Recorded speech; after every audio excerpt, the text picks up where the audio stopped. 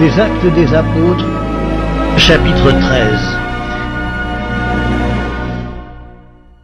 Il y avait dans l'église d'Antioche des prophètes et des docteurs, Barnabas, Siméon, appelé Niger, Lucius de Cyrène, Manahen, qui avait été élevé avec Hérode le tétrarque, et Saul.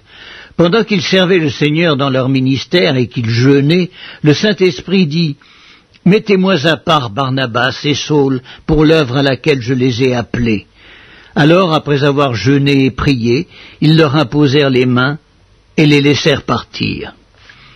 Barnabas et Saul, envoyés par le Saint-Esprit, descendirent à Séleucie, et de là ils s'embarquèrent pour l'île de Chypre.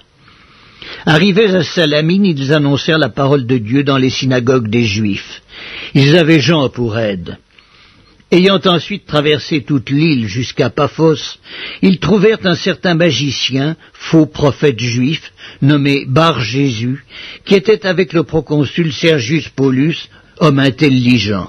Ce dernier fit appeler Barnabas et Saul et manifesta le désir d'entendre la parole de Dieu. Mais Élymas, le magicien, car c'est ce que signifie son nom, leur faisait opposition, cherchant à détourner de la foi le proconsul.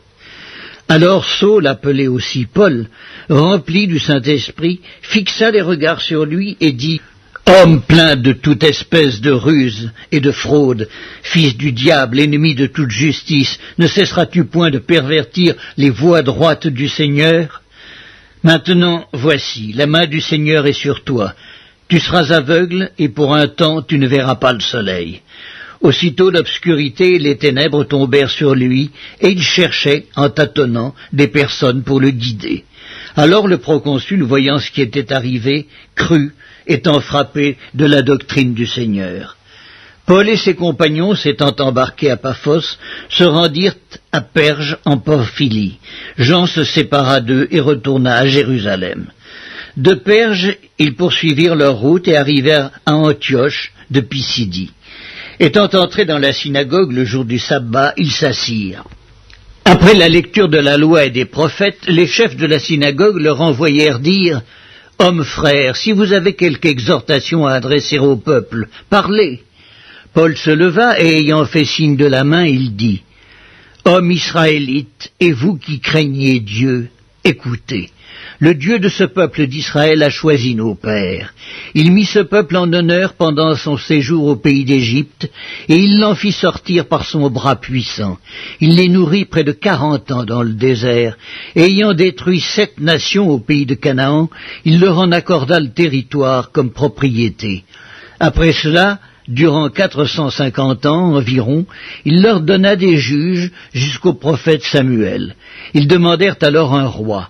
Et Dieu leur donna, pendant 40 ans, Saül, fils de Kis, de la tribu de Benjamin. Puis, l'ayant rejeté, il leur suscita pour roi David, auquel il a rendu ce témoignage. « J'ai trouvé David, fils d'Isaïe, homme selon mon cœur, qui accomplira toutes mes volontés. » C'est de la postérité de David que Dieu, selon sa promesse, a suscité à Israël un sauveur, qui est Jésus.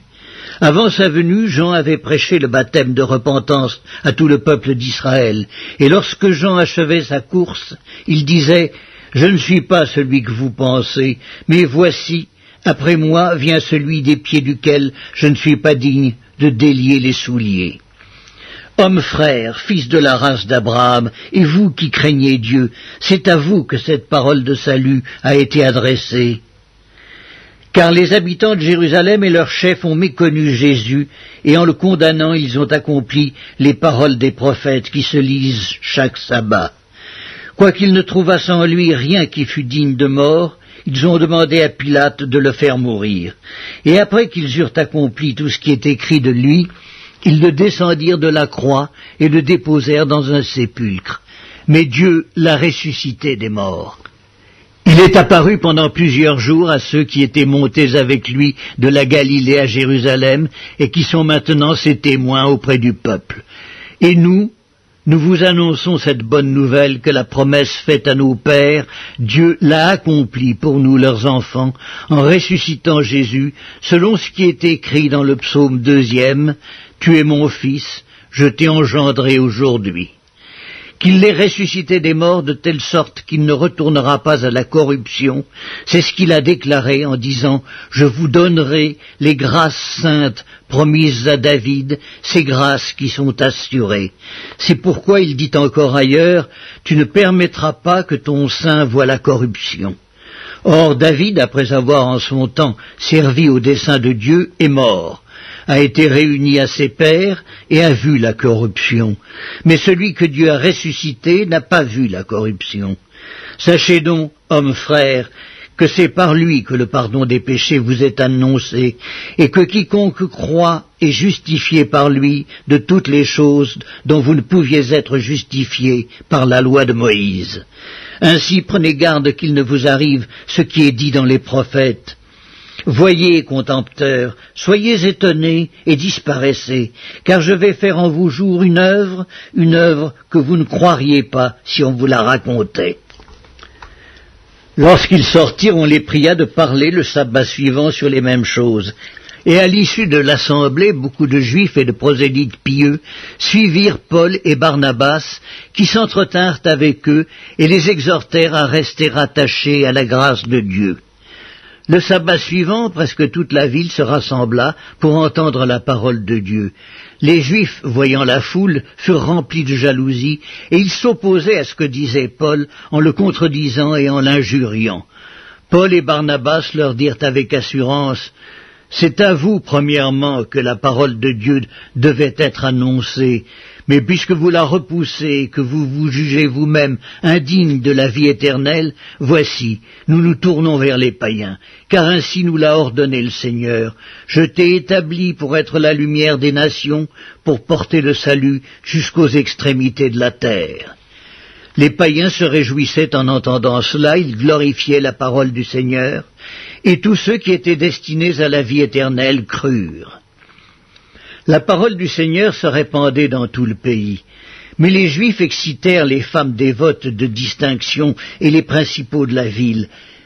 Ils provoquèrent une persécution contre Paul et Barnabas, et ils les chassèrent de leur territoire.